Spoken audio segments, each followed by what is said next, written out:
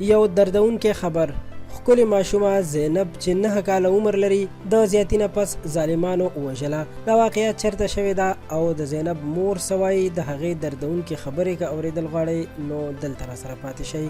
یوه بله دردونکې واقعه چې ښکلې ماشومه 9 کلنه چې زینب نوم یې خپلو ګاونډیانو کور ته په چل او بهانه دننه کړې. اول یې ورسره ناروا زیاتی کړی دی او بیا یې د هغې د ژوند خاتمه کړې ده.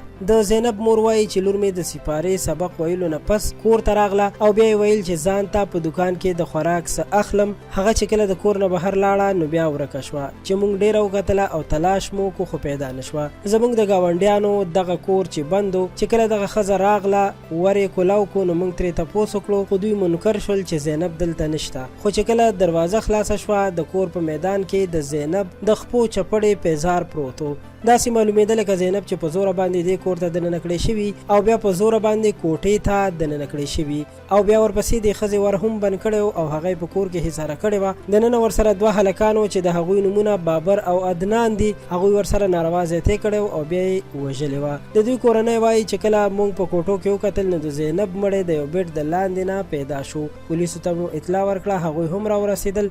دغه ښځه او د بابر په نوم سړی چې موږ حصار کړي وو دواړه یې ونیول او عدنان چې د دغه ځای نه ځان ویستلی و بابر وویل چې دغه کس یعنې عدنان هم موږ سره په دې کار کې شامل و چې هغه بیا هم پولیسو نیولی دی.